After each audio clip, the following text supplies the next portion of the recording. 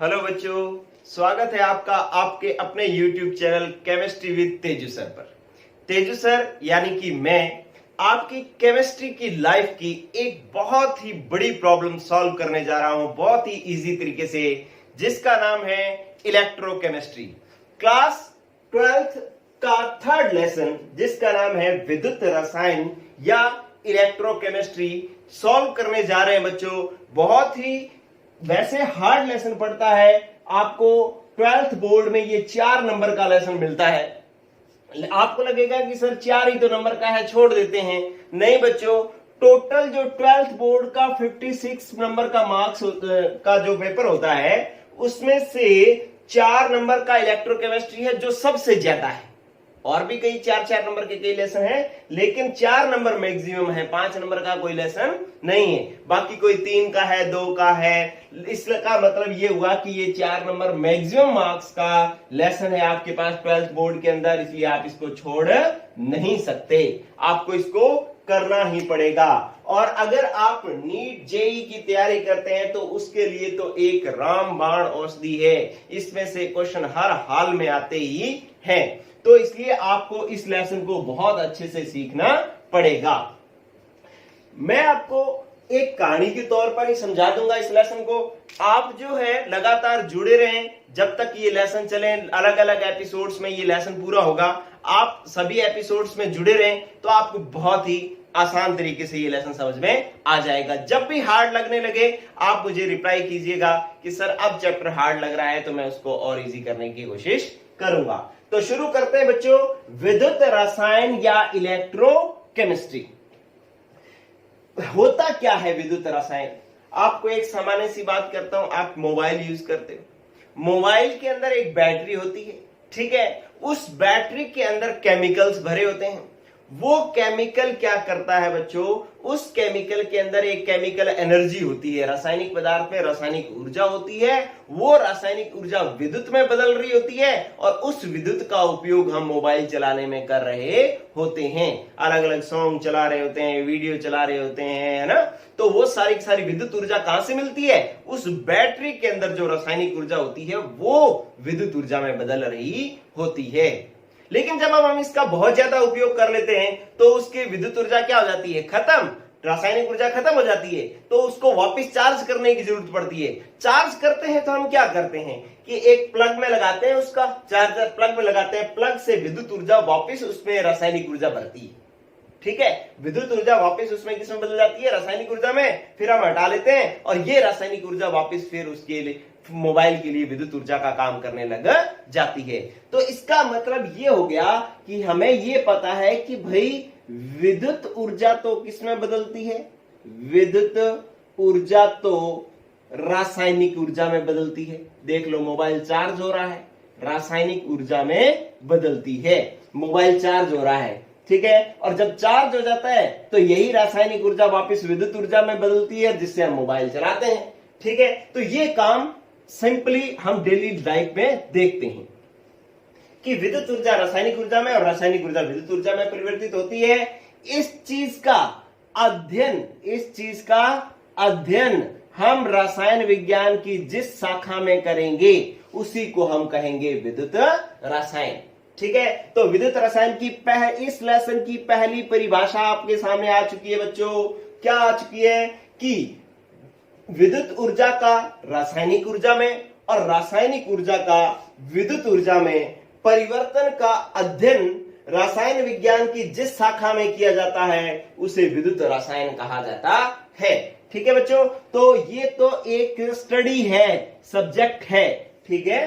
चलो, अब बात आती है कि ऐसा करने के लिए आपको क्या चाहिए?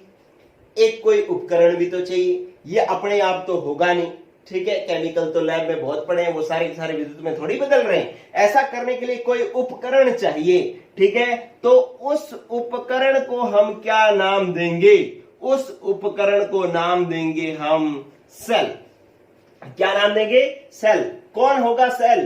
कि वह उपकरण या वह, इंग्लिश में कहते हैं डिवाइस, ठीक है, वह उपकरण जो विद्युत ऊर्जा को रासायनिक ऊर्जा में और रासायनिक ऊर्जा को विद्युत ऊर्जा में बदलता है, सेल कहलाता है। क्या कहलाता है बच्चों? सेल। बहुत इजी परिभाषा कि विद्युत ऊर्जा का रासायनिक ऊर्जा और रासायनिक ऊर्जा का विद्युत ऊर्जा में परिवर्तन का अध्ययन जिस रसायन विज्ञान की शाखा में करते हैं उसको तो अपने विद्युत रसायन कहते हैं। लेकिन ऐसा करने के लिए जो उपकरण काम में आ रहा है बच्चों, उसको हम क्या कह रहे हैं? सेल। ठीक है, कहानी एक दूसरे से जुड़ी हुई है। अब फिर आप आओ आगे, क्या कि सेल जो है वो दो काम कर रहा है। क्या काम कर रहा है? एक तो इसको इधर ले जा रहा है, दूसरा इसको इधर ले जा रहा है। इसका मतलब सेल भी हमारे पास कितने प्रकार के होने चाहिए बच्चों? दो प्रकार के होने चाहिए। अब वो दो कौन कौन से होंगे, मैं इनको एक ऊपर लिख देता हूं। चलो बच्चों, ये दो परिभाषाएं आपको समझ में आ गई हैं, इसमें कोई समस्या नहीं है। विद्युत ऊर्जा को मैं इलेक्ट्रिक एनर्जी लिख देता हूं, इलेक्ट्रिक एनर्जी। ठीक है, और किसमें बदल रही है? केमिकल एनर्जी में। और केमिकल एनर्जी किसमें बदल रही है? इलेक्ट्रिक एनर्जी में, विद्युत ऊर्जा में। ठीक है, ये जो परिवर्तन करने वाला जो उपकरण है उसको हम कह रहे हैं सेल। तो सेल की परिभाषा होगी आपके पास वह उपकरण जो विद्युत ऊर्जा का रासायनिक ऊर्जा में और रासायनिक ऊर्जा का विद्युत ऊर्जा में परिवर्तन करता है, सेल कहलाता है। चलो बच्चों, अब सेल को दो काम करने हैं, इसलिए सेल दो तरीके का हो सकता है। कौन कौन सा? एक तो होता है हमारे पास वैद्युत अपघटनी सेल, वैद्युत अपघटनी सेल, अपघटनी सेल। ठीक है, और दूसरा जो होगा हमारे पास वो होगा वैद्युत रासायनिक सेल, रासायनिक सेल। ठीक है, तो दो काम करने थे इसलिए दो तरीके का हो गया। अब पहला काम क्या कि विद्युत ऊर्जा का रासायनिक ऊर्जा में परिवर्तन। तो ये जो वैद्युत अपघटनी सेल है वो क्या करता है? यही करता है कि विद्युत ऊर्जा का रासायनिक ऊर्जा में परिवर्तन करता है। ठीक है, तो वह युक्ति, यह डिवाइस जो विद्युत ऊर्जा को रासायनिक ऊर्जा में बदलती है, विद्युत अपघटनी सेल कहलाती है। और दूसरा क्या करना है आपको? रासायनिक ऊर्जा को विद्युत ऊर्जा में बदलना है। यह काम कौन करेगा? वैद्युत रासायनिक सेल। तो वह युक्ति जो रासायनिक ऊर्जा को किस में बदले बच्चों? विद्युत ऊर्जा में, विद्युत ऊर्जा में, उसको हम कहते हैं विद्युत अपघटनी सेल। आप देख पा रहे हैं, एक सिंपल कहानी चल रही है। ठीक है, तो सेल को जो काम करना था वो दो तरीके के थे, इसलिए सेल भी दो प्रकार के थे। चलो एक एक लाइन हम और समझते हैं इसके बारे में कि जो विद्युत अपघटनी सेल होगा ना, उसमें हम क्या करेंगे कि विद्युत ऊर्जा प्रवाहित करके, विद्युत ऊर्जा हम उसमें प्रवाहित करेंगे और अस्वतः प्रक्रम को पूर्ण करवाएंगे। अस्वतः अभिक्रिया को अपने लिखते हैं, अस्वतः अभिक्रिया को स्वतः पूर्ण करवाएंगे। किसकी सहायता से करवाएंगे? किसकी सहायता से? विद्युत ऊर्जा की सहायता से। किस उपकरण में? विद्युत अपघटनी सेल के अंदर। किस डिवाइस के अंदर? विद्युत अपघटनी सेल, इलेक्ट्रोलाइटिक सेल के अंदर ये काम करवाएंगे। ठीक है, तो विद्युत ऊर्जा प्रवाहित करके अस्वतः पर अभिक्रिया को स्वतः, मतलब अपने आप ना होने वाली अभिक्रिया को अपने आप पूर्ण करवाएंगे। किसकी सहायता से? विद्युत ऊर्जा की सहायता से। किस उपकरण के अंदर? विद्युत अपघटनी सेल के अंदर। और विद्युत रासायनिक सेल के अंदर क्या होगा कि एक ऐसी कोई अभिक्रिया होगी, जैसे मान लो बैटरी है, बैटरी के अंदर अपने आप ही एक रासायनिक अभिक्रिया होती रहती है। उस अभिक्रिया के कारण जो है ऊर्जा, विद्युत ऊर्जा उत्पन्न होती है। तो वही सेल क्या होता है? विद्युत रासायनिक सेल होता है। ठीक है, तो इसके अंदर एक स्वतः रासायनिक अभिक्रिया, स्वतः रासायनिक अभिक्रिया होती है। अभिक्रिया से विद्युत ऊर्जा का उत्पादन किया जाता है, विद्युत ऊर्जा का उत्पादन किया जाता है। ये जिसमें किया जाता है वो सेल कौन सा है? विद्युत रासायनिक सेल है। तो इस तरीके से आपके पास दो बातें होगी बच्चों। फिर इसके उदाहरण देखो। उदाहरण में विद्युत अपघटनी सेल में जितने भी प्रकार के विद्युत अपघटन हैं, जैसे आप कहते हो NaCl का विद्युत अपघटन, आप कहते हो कॉपर सल्फेट का विद्युत अपघटन, तो ये विद्युत अपघटनी सेल सारे के सारे इसी का ही एग्जांपल है। और जो विद्युत रासायनिक सेल है उसका एग्जांपल है डेनियल सेल, जिसको हम डिटेल से पढ़ेंगे, डेनियल सेल। ठीक है बच्चों, तो इसको अपने ये दो पार्ट में हो गया लेसन। पहले हम ये वाला पार्ट पूरा करेंगे, बाद में हम ये वाला पार्ट पूरा करेंगे। ठीक है, तो अब हमारे पास पहला पार्ट है विद्युत अपघटनी सेल, इसको अपने शुरू करते हैं। चलो बच्चों देखो, कहानी एक सिस्टमेटिक तरीके से चल रही है, कोई भी आपको अलग से विचार नहीं करना है। आपके अंदर एक टॉपिक जब आप खत्म कर रहे हो तो दूसरा अपने आप ही आ रहा है। ठीक है बच्चों, चलो अब आप देखो क्या हो रहा है कि आपके पास अगला टॉपिक आ गया। क्या? जिस लेसन के जिस पार्ट को हमने शुरू करना है वो है हमारे पास विद्युत अपघटनी सेल। अपघटनी सेल जिसको हम इलेक्ट्रोलाइटिक सेल भी कहते हैं। इलेक्ट्रोलाइटिक सेल, देखो बच्चों, इसके बारे में आप वैसे तो पढ़ चुके। क्या पढ़ चुके? कि आपने पढ़ा कि इसके अंदर वो युक्ति होती है जो विद्युत ऊर्जा को, इलेक्ट्रिक एनर्जी को केमिकल एनर्जी में बदलती है। ध्यान रखना, ये केमिकल को इलेक्ट्रिक में नहीं बदलेगी। और दूसरा कि ये जो अपने आप ना होने वाली अभिक्रिया को विद्युत ऊर्जा की सहायता से पूर्ण करवाता है विद्युत अपघटनी सेल। ठीक है, अगर आप इस पूरे दोनों बातों को देखें तो विद्युत अपघटनी सेल में हमें करना क्या होगा, पूरे लेसन में करना क्या होगा कि हमारे पास एक विद्युत का स्रोत होगा बच्चों। विद्युत का स्रोत होगा कोई ना कोई, हमारे पास बैटरी होगी या कोई सेल होगा, मतलब ऐसी कोई चीज होगी जो विद्युत ऊर्जा का उत्पादन करेगी। जैसे एक बैटरी है, वो क्या कर रहा है, विद्युत ऊर्जा का उत्पादन कर रहा है। अब ये जो विद्युत ऊर्जा जो है वो हम किसमें प्रवाहित करते हैं? ये बैटरी जो है विद्युत ऊर्जा का स्रोत है, ये विद्युत ऊर्जा उत्पन्न करेगी और ये विद्युत ऊर्जा हम किसी में प्रवाहित करेंगे। अब हम किस में प्रवाहित कर रहे हैं कि हम किसी विलयन में प्रवाहित कर रहे हैं, हम इसे किसी तार में प्रवाहित कर रहे हैं। ये विद्युत ऊर्जा हम आगे किसी में प्रवाहित करेंगे तो यहां जो प्रक्रिया होगी ना उसका अध्ययन हम करेंगे। ठीक है, विद्युत अपघटनी सेल में बैटरी हमारे पास पहले से होगी, ये ध्यान रखना। ऐसा नहीं है कि हम बैटरी बढ़ानी नहीं है, बैटरी तो पहले से होगी और वो बैटरी विद्युत ऊर्जा उत्पन्न करेगी और ये विद्युत ऊर्जा हम किस में प्रवाहित कर रहे हैं उस चीज का अध्ययन हम करेंगे। ठीक है, तो अब आप देखो कि अगला स्टेप अपने आप ही बन रहा है। कैसे बना कि जिसमें हम विद्युत ऊर्जा प्रवाहित करेंगे, अब उसमें वो विद्युत प्रवाहित होगी या नहीं होगी। ठीक है, विद्युत प्रवाहित होगी या नहीं होगी, इस आधार पर पदार्थ जो है हमारे पास चार प्रकार के होते हैं। एक पदार्थ होता है हमारे पास अचालक। कौन सा होता है? अचालक। ठीक है, एक पदार्थ होता है हमारे पास अर्धचालक, दूसरा होता है अर्धचालक, और एक होता है हमारे पास चालक, और एक होता है बच्चों अतिचालक। कौन सा होगा? अतिचालक। तो ये चार प्रकार के पदार्थ हो गए। हमें पता था कि विद्युत अपघटनी सेल में धारा प्रवाहित करने के लिए बैटरी तो हमारे पास पहले से होगी, लेकिन जिस पदार्थ में धारा प्रवाहित कर रहे हैं उस पदार्थ में धारा, जैसे मान लो इस मार्कर में मैं यहां से करंट प्रवाहित करूं तो ये करंट इस मार्कर में जाएगा या नहीं जाएगा, इस आधार पर पदार्थ कितने प्रकार के हो जाएंगे? चार प्रकार के हो जाएंगे। पहला है हमारे पास अचालक, या इसको हम विद्युत रोधी भी कहते हैं, विद्युत रोधी पदार्थ भी कहते हैं। क्या होता है कि वो पदार्थ जिसकी चालकता बहुत कम होती है, चालकता बहुत कम होती है, उन्हें हम अचालक या विद्युत रोधी पदार्थ कहते हैं। कम कितनी इसकी चालकता होती है बच्चों? इसकी चालकता होती है 10 की पावर माइनस 20 से 10 की power minus 10 ohm inverse metre inverse. चालकता की इकाई है जिसे हम आगे पढ़ेंगे।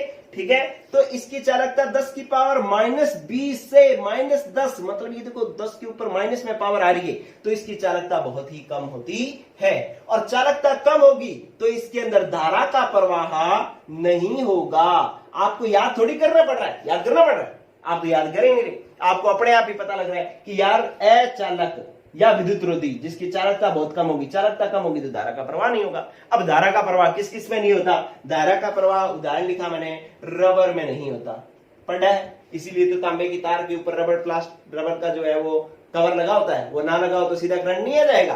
देखो रबर, फिर आपके पास सूखी लकड़ी, गीली नहीं होनी चाहिए, ध्यान रखना, सूखी लकड़ी, कांच, इनमें जो है वो करंट नहीं आता। इसका मतलब ये विद्युत रोधी पदार्थ है या ये अचालक है। तो इस तरीके से अचालक की कहानी भी आपने खत्म की बच्चों।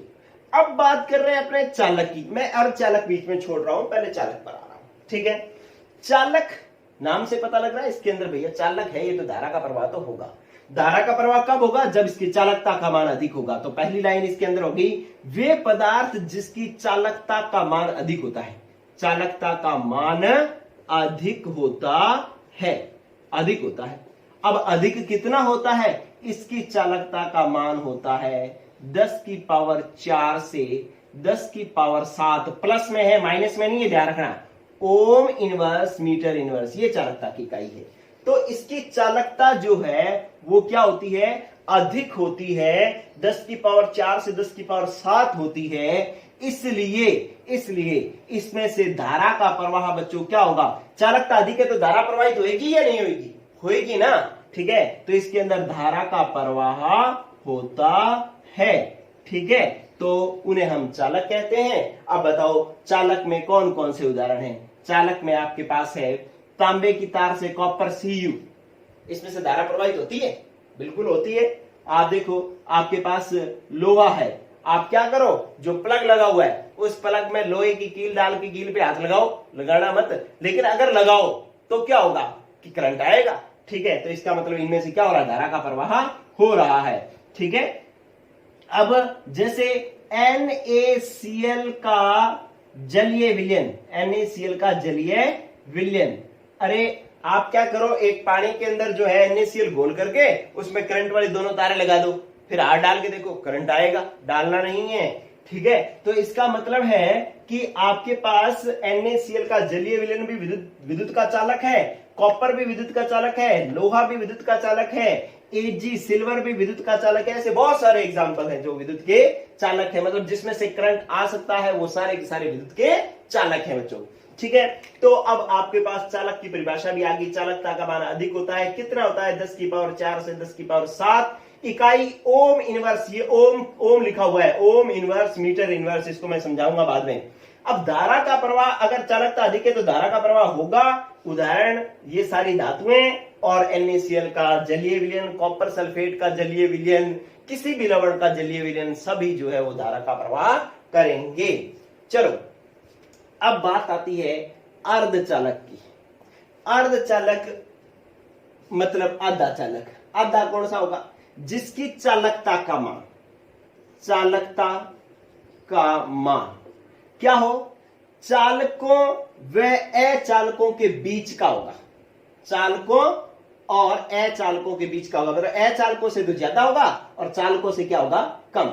ठीक है, चालकता का मान चालकों व अचालकों के मध्य का होगा।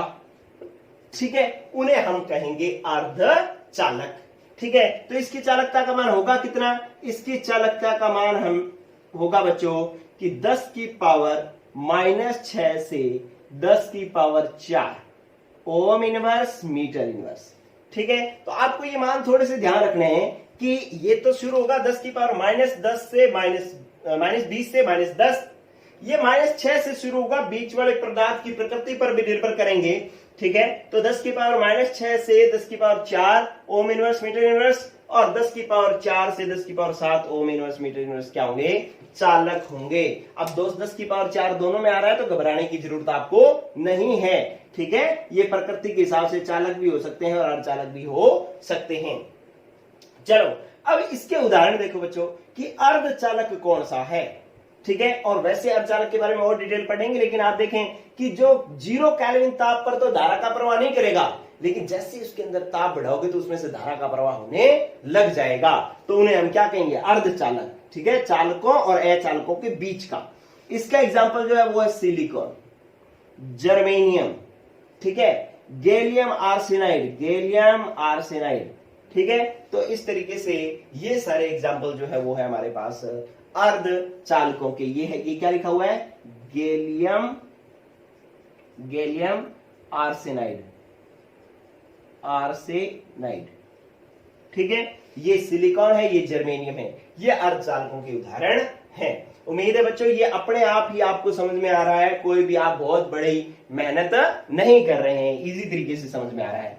अति चालक, अति बहुत ज्यादा, चालक जिसकी चालकता बहुत ज्यादा हो, तो इसकी चालकता कौन कितनी होगी बच्चों? वे पदार्थ जिसकी चालकता क्या हो? अनंत हो, अनंत हो, इनफाइनाइट हो, ठीक है, उसको अपने अति चालक कहते हैं, जिसकी चालकता अनंत हो। और चालकता अनंत कब होती है? जब प्रतिरोधकता शून्य होती है। प्रतिरोधकता क्या होती है? शून्य। ये मैं आपको समझाऊंगा, ध्यान रखना। चालकता तो अनंत होती है, ये तो समझ में आ गया। और अनंत किसकी होती है? जिसकी प्रतिरोधकता शून्य होती है। अब प्रतिरोधकता शून्य होने से चालकता अनंत कैसे होगी? ये अपने बाद की बात है, ये मैं समझाऊंगा आपको, ठीक है। लेकिन अभी याद रख रहे हैं आप, चाहे ये लिखो यहां पर चाहे ना लिखो, ये लिख लिया। अति चालक मतलब जिसकी चालकता अनंत, अनंत होगी तो धारा का प्रवाह भी अनंत होगा, ठीक है। बात है इसके उदाहरण की। उदाहरण देखो, कुछ तो धातुएं, पहला उदाहरण लिख रहा हूं, कुछ तो ऐसे पदार्थ हैं जो 0 से 15 केल्विन तक अति चालकता प्रदर्शित करते हैं। इससे ताप बढ़ाओगे तो अति चालकता प्रदर्शित नहीं करेंगे, ध्यान रखना, ठीक है। तो 0 से 15 केल्विन तक अति चालकता प्रदर्शित करते हैं, वो तो है कुछ धातुएं और प्लस कुछ मिश्र धातुएं, मिश्र धातुएं, ठीक है। जैसे सिल्वर वगैरह है, सिल्वर जो चांदी है, चांदी अति चालकता प्रदर्शित करती है, ठीक है। और कुछ मिश्र धातुएं, कई धातुओं से मिलाकर बनाई हुई धातुएं भी अति चालकता प्रदर्शित करती हैं। चलो, कुछ ऐसी होती है जो 150 केल्विन पर अति चालकता प्रदर्शित करती हैं, 150 केल्विन ताप पर। ये क्या लिखा है? 0 से 15 क्या है? ताप, ठीक है। और ये क्या है? 150 केल्विन ताप पर अति चालकता प्रदर्शित करती हैं। इनमें है हमारे पास कुछ मिश्रित ऑक्साइड है, मिश्रित ऑक्साइड। मिश्रित ऑक्साइड का मतलब क्या है? कि कई धातुओं के ऑक्साइडों का मिश्रण किया गया है, जैसे टाइटेनियम ऑक्साइड और कैल्शियम ऑक्साइड, इनका मिश्रण किया जाता है तो वो अति चालकता प्रदर्शित करता है 150 केल्विन ताप पर। जो मैंने बोला है याद करने की आवश्यकता नहीं है, ये सिलेबस में नहीं, ठीक है। और कुछ सिरेमिक पदार्थ, सिरेमिक जैसे चीनी मिट्टी के पदार्थ जो होते हैं ना, वो सिरेमिक पदार्थ के अंदर भी कुछ धातुएं होती हैं, जिसके कारण वो भी 150 केल्विन ताप पर अति चालकता प्रदर्शित करते हैं। लेकिन ये नहीं है कि आपके घर के अंदर जो चीनी की प्लेट है वो अति चालकता प्रदर्शित करेगी, नहीं, ठीक है। तो वो एक स्पेशल पदार्थ के सिरेमिक पदार्थ होंगे, वही अति चालकता प्रदर्शित करेंगे। तो ये आपके पास एक बहुत महत्वपूर्ण टॉपिक कंप्लीट हो गया बच्चों, आपको पता लग गया, क्योंकि आपने करंट के बारे में पढ़ना था। विद्युत क्या है? करंट है, धारा है, ठीक है। इसके बारे में पढ़ना था तो आपको ये तो पता होना चाहिए कि जिस किसी पदार्थ में धारा बह सके या ना बह सके, इसके आधार पर पदार्थ कितने प्रकार के होते हैं, उनके नाम क्या क्या होते हैं, ठीक है। तो इस तरीके से आपने 4 भागों में बांटा था, अचालक, अर्धचालक और चालक, अति चालक, ठीक है। अचालक जिसकी चालकता बहुत कम, चालक जिसकी चालकता अधिक, अर्धचालक जिसमें दोनों के बीच की चालकता, और अति चालक जिसकी चालकता अनंत, ठीक है। तो इस तरीके से ये आपको याद हो जाएगा।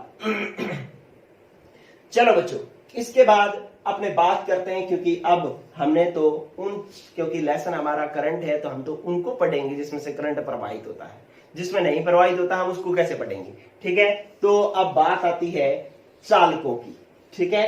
तो एक चालक आप अलग से लिखते हैं। विद्युत अपघटनी सेल में जरूर पढ़ रहे हैं हम, लेकिन अभी विद्युत अपघटनी सेल आया नहीं है, ठीक है। तो अभी विद्युत अपघटनी सेल भी हम बनाएंगे, लेकिन पहुंचते हैं पहले। अब देखो, आपके पास शब्द आ गया, क्या किसको अब पढ़ना है अपने को? चालकों को पढ़ना है, चालक। ये लो बच्चों, इसको पढ़ना है, ठीक है। आप मैंने कहा है कि मैंने प्रॉमिस किया ना आपसे कि बातें सिस्टमेटिक तरीके से आएंगी, ठीक है। ऐसा नहीं होगा कि मैं आपको कुछ भी ऊटपटांग बीच में बोल दूंगा और आप हक्के बक्के रह जाओगे कि सर अभी तो आप ये बता रहे थे कि क्या आ गया, ठीक है। सिस्टमेटिक कहानी चलेगी बच्चों। देखो, चालक, चालक क्या है? चालक आपको पता है कि वे पदार्थ जिसमें से धारा का प्रवाह होता है, धारा का प्रवाह इसमें होता है, ये बात ठीक है, हमने पढ़ा है। अब धारा का प्रवाह कैसे होता है? आपने 10वीं क्लास में पढ़ा है कि आवेश में प्रवाह की दर को धारा कहते हैं। आवेश के प्रवाह की दर को धारा कहते हैं कि इसमें से जितना आवेश प्रवाहित होगा उसमें उतनी ही धारा प्रवाहित होगी। मतलब धारा प्रवाह आवेश के प्रवाह के कारण होता है। ये हमें बात समझ में आ गई। धारा का प्रवाह होता है और धारा का प्रवाह किसके कारण होता है? धारा का प्रवाह आवेश के प्रवाह के कारण होता है, आवेश के प्रवाह के कारण होता है। ये तो भाई बात पता लग गई, ठीक है। अब जब आवेश के प्रवाह के कारण धारा बहेगी तो आवेश कौन बहाएगा? आवेश कौन बहा सकता है? इधर देखो, मेरे को क्या करना है कि ये कोई बीच में मैंने दो लाइनें लगा दी हैं यहां से लेकर के यहां तक, यहां से लेकर के यहां तक मेरे को ऋण आवेश ले जाना है, यहां से लेकर के यहां तक ऋण आवेश ले जाना है, ठीक है। ऋण आवेश तो बच्चों आपको पता है कि अगर कोई इलेक्ट्रॉन यहां से यहां तक जाए तो ये ऋण आवेश ले जाएगा ना। अरे माइनस आवेश लेके जाना, इलेक्ट्रॉन पर माइनस आवेश ही तो होता है। तो इलेक्ट्रॉन अगर यहां से यहां तक जाएगा तो वो ऋण आवेश ले जाएगा। कितना ले जाएगा वो एक बात की बात है, लेकिन माइनस आवेश तो ले जाएगा। तो इसका मतलब ये आवेश किसकी सहायता से यहां यहाँ तक जा सकता है? इलेक्ट्रॉन की सहायता से। किसकी सहायता से? इलेक्ट्रॉन की सहायता से यहां तक जा सकता है। और दूसरा कि अगर मैं यहां पर Cl माइनस ऋणायन, Cl माइनस को क्या कहते हैं आप? ऋणायन कहते हैं, ऋणायन है एक, ठीक है। अगर इस Cl माइनस को मैं यहां से यहां तक ले जाऊं तो भी तो माइनस आवेश यहां तक जा रहा है बच्चों, ठीक है। हमारा काम तो क्या था? माइनस आवेश को यहां से यहां तक लेके जाना। अब हमें क्या मतलब कि भाई इस आवेश को कौन लेके जा रहा है? भले ही तो इलेक्ट्रॉन ले जाए यहां से यहां तक, भले ही Cl माइनस यहां से यहां तक ले जाए। जब इलेक्ट्रॉन लेके जा रहा है तो हमने यहां पर लिख दिया इलेक्ट्रॉन, और जब आयन लेके जा रहा है तो हमने यहां पर लिख दिया आयन। बात बन गई बच्चों, हमारा तो यही उद्देश्य था। इसका मतलब आवेश का प्रवाह दो माध्यमों से हो सकता है, एक तो इलेक्ट्रॉन के माध्यम से हो सकता है, एक आयन के माध्यम से हो सकता है, ठीक है। तो इस आधार पर चालक हमारे दो प्रकार के हो जाएंगे। एक तो हो जाएगा इलेक्ट्रॉनिक चालक, एक तो कौन सा हो जाएगा? इलेक्ट्रॉनिक चालक, और जिसमें दूसरा हो जाएगा आयनिक चालक। आयनिक चालक सिस्टम से सारी बातें आ रही हैं, आप इस बात को गौर करते रहे बच्चे, ठीक है। कि आवेश का प्रवाह होना था, किसकी सहायता से आवेश प्रवाहित करना था? ये आवेश अगर इलेक्ट्रॉन लेकर के जाते हैं तो इलेक्ट्रॉनिक चालक, ये आवेश अगर आयन लेकर के जाते हैं तो वो आयनिक चालक, ठीक है बच्चों। तो इस तरीके से चालक हमारे पास दो प्रकार के हो गए हैं। अब हमें इन्हीं को ही पढ़ना है। आप एक चीज नोट कर रहे हैं कि आपको डेफिनेशन मेरे से पहले याद है, ठीक है ना। अगर मैं कहूं इलेक्ट्रॉनिक चालक किसको कहते हैं तो आप कहोगे कि वे चालक जिनमें आवेश का प्रवाह इलेक्ट्रॉनों की सहायता से होता है। मैं पूछूं आयनिक चालक तो आप कहोगे वे चालक जिसमें आवेश का प्रवाह आयनों की सहायता से होता है, ठीक है। तो परिभाषा तो अपने आप बन रही है। इट मींस ये जो चीजें हैं ये हमारे लिए कोई बहुत बड़ी चीजें नहीं है, बड़ी चीजें अभी आएंगी, ठीक है। चलते चलो, बस आपको बहुत आसानी से सारी चीजें ही मैं बताता जाऊंगा और एक सिस्टमेटिक तरीके से, ये बहुत जरूरी होता है। चलो अब आओ आप बच्चों, चालक कितने प्रकार के होंगे? दो प्रकार के होंगे, ठीक है, दो प्रकार के होंगे। अब कौन कौन से प्रकार?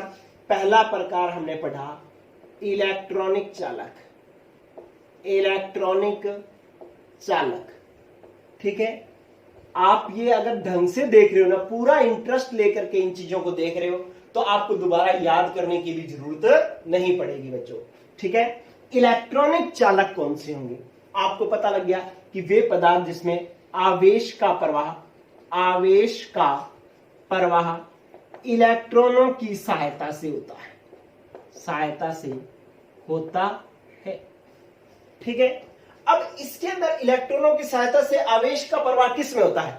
आपने देखा कि जो आपकी घरों में तारें लगी हुई है उसके अंदर क्या होता है कि आवेश का प्रवाह इलेक्ट्रॉनों की सहायता से होता है। इसलिए इलेक्ट्रॉनिक चालकों को, तारें किसकी बनी हुई है? धातुओं की, इसलिए उनको हम धात्विक चालक भी कहते हैं। इलेक्ट्रॉनिक चालक या इनको हम धात्विक चालक भी कहते हैं, ठीक है। तो इसमें आवेश का प्रवाह जो है इलेक्ट्रॉनों की सहायता से होता है, उन्हें हम इलेक्ट्रॉनिक या धात्विक चालक कहते हैं। चलो बच्चों, अगर इसके अंदर धातु से होता है तो मैं क्या कर रहा हूं? ये लो, मैंने एक बैटरी बनाई, ठीक है, और उस बैटरी के साथ प्लस और माइनस सिरे लिख दीजिए। मेरे पास मान लो प्लस सिरा है, ये मेरे पास माइनस सिरा है। बैटरी के अंदर प्लस माइनस सिरे होते हैं ना, तो ये प्लस और ये माइनस सिरा है। इसके साथ मैं एक तांबे की तार यूं करके, तांबे की तार मैं इसके साथ यूं करके ऐसे जोड़ देता हूं। ठीक है, तो अब इसके अंदर जब तांबे की तार में धारा बहेगी, क्योंकि बैटरी लगाई हुई है, धारा बहेगी, तो मुझे बताओ कि इस तांबे की तार में कोई परिवर्तन आएगा क्या? बताओ। तो आपको पता लगा कि तारें तो सर हमारे घरों में 10-10, 20-20 साल से लगी हुई हैं, लेकिन वो तांबे की तारें तांबे की पड़ी हैं, ना तो वो सोने की बनी हैं और ना वो लोहे की बनी हैं, वो तांबे की पड़ी हैं। तो इसका मतलब उसके रासायनिक संगठन में कोई परिवर्तन नहीं आता।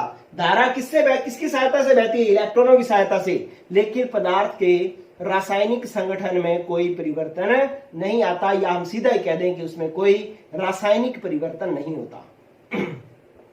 रासायनिक परिवर्तन नहीं होता। ठीक है, तो इसमें धारा का प्रभाव होता है, रासायनिक परिवर्तन नहीं होता। तांबे की तार तांबे की ही पड़ी रहती है। तीसरा पॉइंट देखो कि इसमें तांबा स्वयं नहीं प्रवाहित होता। ऐसा नहीं होता कि ये यहां तांबे का परमाणु है तो ये तांबे का परमाणु जो है कॉपर का परमाणु यहां से उठ करके यहां तक चला गया। तांबा नहीं प्रवाहित होता। कौन प्रवाहित होता है? इलेक्ट्रॉन। तो इसका मतलब है कि इसमें पदार्थ प्रवाहित नहीं होता, पदार्थ प्रवाहित नहीं होता। ठीक है, तो इसमें पदार्थ प्रवाहित नहीं होता, तो इसे अपने कहते हैं इलेक्ट्रॉनिक चालक या धात्विक चालक कहते हैं। आपको समझ में आ रही है बात बच्चों कि अपने पास जो बात यहां पर लिखी हुई थी उसी से अपने आप समझ में आ गई। इलेक्ट्रॉनिक चालक आवेश का प्रवाह इलेक्ट्रॉनों की सहायता से, इन्हें हम धात्विक चालक भी कहते हैं। और धातु की तारें हमारे घरों में लगी हुई है, जो कॉपर की थी तो आज तक कॉपर की ही पड़ी है, इसलिए उसमें रासायनिक परिवर्तन नहीं हुआ। फिर आपने देखा कि इसमें पदार्थ प्रवाहित नहीं होता। अगर मान लो ये कॉपर की तार है तो ऐसा नहीं कि यहां से कॉपर उठ करके इधर जाता है, नहीं, इसमें से सिर्फ इलेक्ट्रॉन ही जाते हैं, कॉपर जहां पड़ा है वहीं पड़ा रहेगा। अगर ऐसा होता तो आपकी तारें यहां लगाई होती, वो तार निकल करके अगले सिरे पहुंच जाती। ऐसा नहीं होता, कॉपर बहता है। ठीक है, कौन बहता है? इलेक्ट्रॉन बहता है। ठीक है, तो इसमें पदार्थ का प्रवाह नहीं होता। यह है इलेक्ट्रॉनिक चालक या धात्विक चालक। फिर इसको प्रभावित करने वाले कारक कौन कौन से हैं? इसमें एक कारक मैं यहां पर लिख रहा हूं, बाकी कारक मैं नीचे अलग से लिखूंगा। ठीक है, क्या? देखो, ताप जो है, ताप बढ़ाते हो ना तो धात्विक चालकों की चालकता घट जाती है, चालकता घट जाती है। ये बात समझनी पड़ेगी। चालकता घट जाती है। क्यों चालकता घट जाती है? क्योंकि जो मुक्त इलेक्ट्रॉन होते हैं ना, मुक्त जो इलेक्ट्रॉन होते हैं उनमें कंपन बढ़ जाता है। ताप बढ़ाने से उनमें कंपन बढ़ जाता है, कंपन बढ़ने से उसमें प्रतिरोध बढ़ जाता है, और प्रतिरोध बढ़ने से प्रतिरोध बढ़ जाता है, और जिससे चालकता घट जाती है। ठीक है, इसको और डिटेल से तो अपने सॉलिड स्टेट में पढ़ते होते हैं। ठीक है, क्योंकि इसका टॉपिक ही वही है, लेकिन फिर भी अपने बात करते हैं कि चालकों की चालकता ताप बढ़ाने पर बढ़ती है, क्योंकि इसके मुक्त इलेक्ट्रॉन में कंपन बढ़ जाता है। कंपन बढ़ जाने से क्या हो जाता है कि प्रतिरोध बढ़ जाता है, और प्रतिरोध बढ़ने से चालकता घट जाती है। ठीक है बच्चों, चालकता क्या हो जाती है? घट जाती है। ताप बढ़ाने पर किनकी? इलेक्ट्रॉनिक या धात्विक चालकों की चालकता घट जाती है। चलो, अब मैं ये तो 4 पॉइंट जो है ना, ये 4 पॉइंट तो आपने गांठ बांध लो बस। ठीक है, इसके बाद अपने जो इसको प्रभावित करने वाले कारकों में एक कारक मैंने समझाया है, बाकी कारक मैं समझा रहा हूं। देखो क्या है बच्चों कि ये इलेक्ट्रॉनिक चालकता या धात्विक चालकता धातु का गुण है। किसका गुण है? धातु का गुण है। तो धातु की संरचना जो होगी, धातु की संरचना इसकी चालकता को प्रभावित करेगी। धातु की प्रकृति भी इसकी चालकता को प्रभावित करेगी, और धातु का घनत्व भी जो है इसकी चालकता को प्रभावित करेगा। और सबसे ज्यादा जो प्रभावित करेगा वो कौन करेगा कि इस धातु परमाणु के बाह्यतम कोश में उपस्थित इलेक्ट्रॉन, बाह्यतम कोश में उपस्थित इलेक्ट्रॉनों की संख्या, बाह्यतम कोश में उपस्थित इलेक्ट्रॉनों की संख्या जो है वो इसकी चालकता को सर्वाधिक प्रभावित करेगी बच्चों। ठीक है, कैसे कि इस इलेक्ट्रॉनों को कहते क्या है, बाह्यतम कोश में उपस्थित इलेक्ट्रॉनों को क्या कहते हैं, संयोजकता इलेक्ट्रॉन। क्या कहते हैं, संयोजकता इलेक्ट्रॉन। ठीक है, क्योंकि ये जो तार के अंदर जो इलेक्ट्रॉन प्रवाहित होते हैं ना, वो कौन से प्रवाहित होते हैं, कॉपर के सारे इलेक्ट्रॉन प्रवाहित नहीं होते। कौन से प्रवाहित होते हैं, जो कॉपर के बाह्यतम कोश में होते हैं, जो कॉपर के सबसे बाहर वाले कोश में होते हैं वो प्रवाहित होते हैं। ठीक है, और बाह्यतम कोश में इलेक्ट्रॉन जितने ज्यादा होंगे वो उतने ज्यादा प्रवाहित होंगे, तो धारा उतनी ज्यादा प्रवाहित होगी, चालकता उतनी ज्यादा होगी। लेकिन अगर बाह्यतम कोश में जो संयोजकता इलेक्ट्रॉन है वो कम है, तो कम इलेक्ट्रॉन प्रवाहित होंगे, धारा कम प्रवाहित होगी। ठीक है, तो धात्विक चालक धातुओं का गुण है, इसलिए धातु की संरचना, प्रकृति, घनत्व सब इसको प्रभावित करेंगे। लेकिन धातु के जो बाह्यतम कोश में इलेक्ट्रॉन जो होते हैं, जिनको हम संयोजकता इलेक्ट्रॉन कहते हैं, ये सबसे ज्यादा प्रभावित करेंगे। और संयोजकता कोश में जितने ज्यादा इलेक्ट्रॉन होंगे, चालकता उतनी ही ज्यादा होगी। तो इस तरीके से आपके पास चालकों का पहला प्रकार हुआ कंप्लीट इलेक्ट्रॉनिक चालक या धात्विक चालक। आप इन पॉइंट्स को ध्यान में रखना बच्चों। अभी मैं आपको एक क्वेश्चन करने के लिए दूंगा घर से, लेकिन आप पहले एक पॉइंट और रह गया, कौन सा, आयनिक चालक। आयनिक चालक। ठीक है, इसको मैं साफ कर रहा हूं और अब ये चैप्टर बनने जा रहा है बच्चों। अब तक तो हमने चैप्टर की भूमिका बनाई थी कि चैप्टर को पढ़ना कैसे है, कहां से शुरू होगा, कहां से पढ़ना है। लेकिन अब चैप्टर शुरू हो रहा है, हमें आयनिक चालक पढ़ना है। आयनिक चालक क्या होते हैं, पहले मैं बढ़ा देता हूं बच्चों। देखो क्या है कि यहाँ पे एक पात्र है, जैसे हम कहते हैं आयनिक चालक जो है क्या है कि एक पात्र है हमारे पास। इस पात्र में हम धातु की दो छड़ें लगा देते हैं, जिन्हें हम इलेक्ट्रोड कहते हैं। धातु की छड़ों को क्या कहते हैं बच्चों, इलेक्ट्रोड कहते हैं। ठीक है, इन दोनों धातु की छड़ों को आपने ने क्या किया कि एक बैटरी से जोड़ दिया। बैटरी का ये प्लस सिरा है, ये माइनस सिरा है। एक छड़ को हमने माइनस सिरे से जोड़ दिया, एक छड़ को हमने प्लस सिरे को जोड़ दिया। प्लस वाले की लाइन हमने बड़ी बनानी है, माइनस वाले की लाइन हमने छोटी बनानी है, क्योंकि ये विभव को प्रदर्शित करता है। चलो अब आप देखें कि यहां पर जो आपके पास जो छड़ प्लस से जुड़ी हुई है उसको हम कहते हैं एनोड, और जो छड़ माइनस से जुड़ी हुई है उसको हम कहते हैं कैथोड। ठीक है, जो प्लस से जुड़ी हुई है वो तो प्लस ही होगी, और जो माइनस से जुड़ी हुई है वो माइनस ही होगी। ठीक है, तो ये वाली छड़ जो है इसको मैं एनोड कह रहा हूं और ये प्लस है। ये वाली छड़ इसको मैं कैथोड कह रहा हूं और ये माइनस है, क्योंकि ये बैटरी के माइनस सिरे से जुड़ी हुई है, ये प्लस सिरे से जुड़ी हुई है। हमने ये पहले ही समझ लिया था कि विद्युत अपघटनी चालकों में बैटरी हमारे पास पहले से होती है, उससे हम धारा विभिन्न पदार्थों में प्रवाहित करते हैं।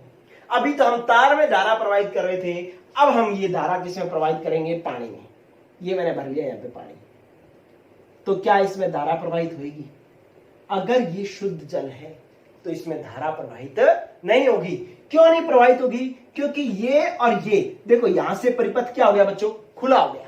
ठीक है, आप ये समझ लो कि अगर ये दोनों तारें भिड़ा दो तो धारा प्रवाहित होगी, लेकिन अगर ये अलग अलग रखोगे तो धारा का प्रवाह नहीं होगा, क्योंकि परिपथ कैसा है, खुला है। ठीक है, और धारा का प्रवाह कब होता है, जब परिपथ बंद हो। जब परिपथ बंद हो मतलब यहां से यहां तक कोई आवेश का प्रवाह करने वाला होना चाहिए। अब यहां से यहां तक आवेश प्रवाह करने वाला इलेक्ट्रॉन तो है नहीं। ठीक है, ना ही इसमें कोई आयन है। क्यों? क्योंकि हमने क्या भरा था इसके अंदर, शुद्ध जल भरा था। शुद्ध जल भरा था, इसलिए शुद्ध जल आयनित नहीं होता, तो यहां पर आयन नहीं है, इसलिए धारा का प्रवाह नहीं होता। तो हमें इसमें आयन बनाने के लिए हमने क्या कर दिया कि इसके अंदर NaCl मिला दिया। क्या मिला दिया? NaCl। मैंने इसके अंदर NaCl मिला दिया। अब NaCl अंदर जाकर के किसमें टूट गया, एक तो टूट गया Na+ के अंदर, Na+ और Cl- के अंदर, Cl- के अंदर। ठीक है, अब आप देखो कि क्या होगा कि जैसे ये आयन आ जाएंगे तो इसमें में धारा बहने लग जाएगी। अगर मैं यहां पर बल्ब लगा दूं तो बल्ब क्या हो जाएगा, जल जाएगा। ठीक है बच्चों, कब? जब इसमें NaCl भर दोगे। खाली था तब भी बल्ब नहीं जल रहा था, जल भर दिया तब भी बल्ब नहीं जल रहा था। जैसे ही NaCl भरा बल्ब जल गया। इसका मतलब NaCl ने क्या किया, इसके अंदर आयन दे दिए हैं। NaCl ने इलेक्ट्रॉन नहीं दिए, क्या दिए, आयन दिए हैं। और ये आयन अब आवेश का प्रवाह करेंगे। आवेश के प्रवाह की वजह से यहाँ पे धारा बहेगी, धारा बहेगी तो ये बल्ब जो है वो जल पड़ेगा। ठीक है बच्चों, तो अब ये आवेश कैसे बहेंगे, किधर बहेंगे, तो आपको पता है जो प्लस होता है वो किसकी तरफ जाता है बच्चों, माइनस की ओर। और जो माइनस होता है ये Cl माइनस है, और Cl माइनस जो होता है वो किसकी तरफ जाता है, प्लस की ओर। एनोड क्या है, प्लस। ठीक है, तो आप देखेंगे कि आपके पास कैथोड पर क्या अभिक्रिया हुई, कैथोड पर अभिक्रिया जो हुई है वो ये हुई है कि Na+ था विलयन में, और वो गया कैथोड पर, और कैथोड पर जाकर के उसने एक इलेक्ट्रॉन ग्रहण कर लिया और Na ठोस के रूप में उसके ऊपर जमा हो गया। मतलब ये Na+ इसके पास गया, ये माइनस थी क्षण, माइनस का मतलब इसके पास इलेक्ट्रॉन थे, इसने इससे इलेक्ट्रॉन ग्रहण किया और Na यहाँ पर ठोस के रूप में जमा हो गया। ठीक है, और एनोड पर क्या क्रिया हुई, एनोड पर क्रिया, ये जो एनोड ये वाला था इस पर क्या क्रिया हुई कि ये Cl यहां से यहां पर आया, और इसके पास Cl माइनस के पास माइनस है तो इलेक्ट्रॉन थे, ये इलेक्ट्रॉन इसने एनोड को दिए और Cl2 बन गया। जिसे 2 Cl थे, 2 Cl माइनस थे, इसने अपने 2 इलेक्ट्रॉन निकाल दिए, 2 इलेक्ट्रॉन निकाल दिए तो ये 2 माइनस उड़ गए, माइनस उड़ गए तो ये क्या बन गया, उदासीन Cl2 गैस बन गया। ठीक है, तो ये जो है वो एक आयनिक चालक का मैंने उदाहरण बताया है। तो आपको परिभाषा बोलनी है क्या, कि वे पदार्थ जिसमें धारा का प्रवाह या आवेश का प्रवाह आयनों की सहायता से होता है उन्हें हम आयनिक चालक कहते हैं। एक बात, ठीक है, एक बात होगी हमारे पास कि इसमें आवेश का प्रवाह आयनों की सहायता से होता है, आयनों की सहायता से होता है। एक पॉइंट हो गया। दूसरा पॉइंट समझे बच्चों, दूसरा पॉइंट क्या है कि इसमें पदार्थ के संगठन में परिवर्तन आ जाता है। आपने डाला तो NaCl था, लेकिन वो अंदर जाकर के Na ठोस बन गया और Cl2 गैस निकल गई। ठीक है, आपने डाला तो नमक था, लेकिन ये तो सोडियम धातु बन गई और क्लोरीन गैस बन गई। तो इसका मतलब रासायनिक परिवर्तन हो जाता है। इसमें क्या हो जाता है, रासायनिक परिवर्तन हो जाता है, रासायनिक परिवर्तन हो जाता है। आपको एक बात समझ में आ रही है कि आप कुछ भी याद नहीं कर रहे हैं, आपको अपने आप ही पता लग रहा है, यहां दिख रहा है ना, आवेश का प्रवाह कौन कर रहा है, आयन कर रहे हैं। तो रासायनिक संगठन में परिवर्तन हो रहा है। आपने नमक डाला था NaCl, अंदर जाकर के सोडियम धातु बन गया और क्लोरीन गैस निकल रही है, तो संगठन में परिवर्तन भी हो रहा है। फिर मैं आपसे तीसरा क्वेश्चन पूछूं, बताओ बच्चों, इसके अंदर पदार्थ खुद बह रहा है का इलेक्ट्रॉन बह रहे हैं, कौन बह रहा है इसके अंदर, पदार्थ खुद बह रहा है, NaCl का Na बह रहा है, Cl का Cl बह रहा है। ठीक है, तो इसका मतलब पदार्थ इसके अंदर कौन बहता है, स्वयं बहता है। लेकिन धात्विक चालकों में पदार्थ खुद नहीं बहता था, पदार्थ के इलेक्ट्रॉन बहते थे। ठीक है, तो इसके अंदर क्या होता है बच्चों, पदार्थ स्वयं बहता है। ठीक है, खुद बहता है। तो ये जो बात है वो आप समझ लें आयनिक चालकों के अंदर। फिर जो आपके पास स्वयं बहता है, ये स्वयं प्रवाहित होता है, ये लिख सकते हैं अपने। फिर एक चौथा कारक आ गया, ताप। आप देखो बच्चों, क्योंकि आवेश का प्रवाह कौन कर रहा है, आयन। कौन कर रहा है, आयन। आयन जितने ज्यादा होंगे आवेश उतना ज्यादा बहेगा, आवेश जितना ज्यादा बहेगा चालकता उतनी ही ज्यादा होगी। ठीक है, तो अगर ताप बढ़ाओगे, ताप क्या करोगे बच्चों, बढ़ाओगे, तो आपके पास क्या होगा, चालकता बढ़ेगी। ताप बढ़ाने पर चालकता बढ़ेगी। क्यों बढ़ेगी, क्योंकि आयनों की संख्या बढ़ेगी, आयनों की संख्या बढ़ेगी, इसलिए जो है चालकता बढ़ेगी। ठीक है बच्चों, कि आप देख रहे हो कि आयनिक चालकों की चालकता तो ताप बढ़ाने पर बढ़ती है क्योंकि आयनों की संख्या बढ़ती है, लेकिन धात्विक चालकों की चालकता ताप बढ़ाने से घटती है क्योंकि उसमें कंपन बढ़ जाता है, प्रतिरोध बढ़ जाता है, इसलिए चालकता घट जाती है। ठीक है बच्चों, तो ये अपने पास एक आज की क्लास कंप्लीट हुई है बच्चों। देखिए आप कि अब जो कल का एपिसोड रहेगा, कल का एपिसोड रहेगा इस पर जो आपने इसके अंदर मिलाया है, इसको कहते क्या है, अगले एपिसोड की बात है कि इसको हम क्या कहेंगे, ये कितने प्रकार के होंगे, क्या सभी पदार्थ इसके अंदर मिलाने से धारा प्रवाहित करेंगे या कोई ऐसा भी होगा जो इसके अंदर मिलाए और धारा प्रवाहित ना करे। ठीक है, तो ये सब हम जानेंगे बच्चों अगले एपिसोड में। तब तक के लिए बाय बाय। ठीक है बच्चों, लेकिन एक चीज कि आपके जो भी दोस्त अभी तक जिसने चैनल सब्सक्राइब नहीं किया है, वीडियो देखनी शुरू नहीं की है, उन सभी को ये वीडियो शेयर कर दो बच्चों, ताकि जो है वो सभी एक साथ शुरू से लेसन में साथ साथ जुड़े रहेंगे, तभी अंत तक समझ में आएगा। बीच में से जुड़ने वाले को समझ में नहीं आएगा, ये मैं आज कह रहा हूं बच्चों। ठीक है, लेकिन कुछ बच्चे ऐसे जिनका विलियन लेसन चल रहा था, तो विलियन लेसन जो है वो पीछे अगर रह गए हैं तो उसको छोड़ करके यहां आ जाएं और उस लेसन के एपिसोड्स जो है दिन में अलग अलग, एक टाइम वो देख ले, एक टाइम ये जो चल रहा है ये तो देखते ही रहें। ठीक है, तो गुड लक बच्चों। इसकी मैं और बातें एक छोटी वीडियो बना करके भेजूंगा। Okay, bye bye.